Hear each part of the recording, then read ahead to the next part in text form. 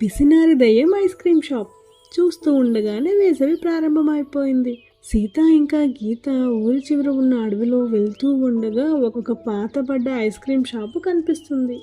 ఆ ice cream shop పైన పెద్ద పెద్ద అక్షరాలతో ఇలా రాసి ఉంటుంది: భయానక ఐస్ క్రీమ్ షాప్, పంచాయతీ లేదు, ఫ్రీగా రాదు.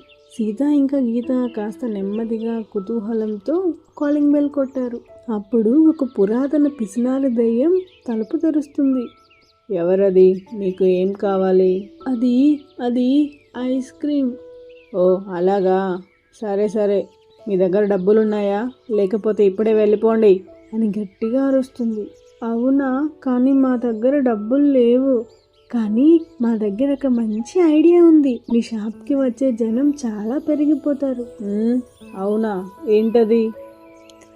మా దగ్గర ఒక కొత్త ఐస్ క్రీమ్ ఫ్లేవర్ ఉంది. ఆ ఐస్ క్రీమ్ ఫ్లేవర్ని వాడారంటే ఈ షాప్కి వచ్చే జనం సంఖ్య ఎంతో పెరిగిపోతుంది. అది ఒక కొత్త డబుల్ చాక్లెట్ మ్యాంగో ట్రెజర్. ఏంటి, నిజంగానా? సరే, అది చూద్దాం. కానీ దెయ్యం గారు, ఒక్క షరతు, మాకు ప్రతిరోజు ఒక కోన్ ఐస్ క్రీమ్ ఫ్రీగా ఇవ్వాలి. జనం వచ్చినప్పుడు అలాగే చూద్దాంలే. సీత ఇంకా గీత ఆ కొత్త ఐస్ క్రీమ్ను చాలా మంచి రుచికరంగా చేస్తారు. అప్పటి నుంచి సీత, గీత మరియు పిసినారి దెయ్యాలు ఆ షాప్ను నడిపిస్తారు. ఆ షాప్కి వచ్చేవారి సంఖ్య చాలా ఎక్కువగా పెరిగిపోతుంది. బిజినెస్ బూమ్ చాలా మంచిగా కొనసాగుతుంది. ఒకరోజు షాప్ పక్కనే ఒక పెద్ద వృద్ధుడు బట్టలు చిరిగిపోయి ఎముకలు బయటపడేలా ఉన్నాడు. ఆయన 5 రోజుల నుంచి అన్నం తినలేదట.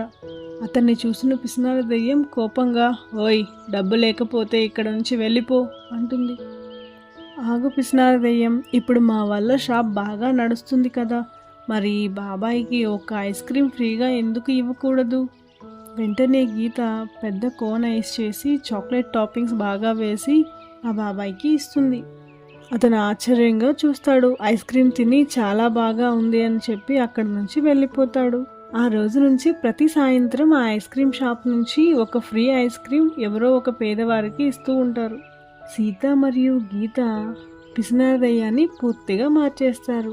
ఐస్ క్రీమ్ తీపిగానే ఉండొచ్చు, కానీ దయ ఇంకా తీపిగా ఉంటుంది. పంచుకోవడంలోనే ఆనందం ఉంటుంది.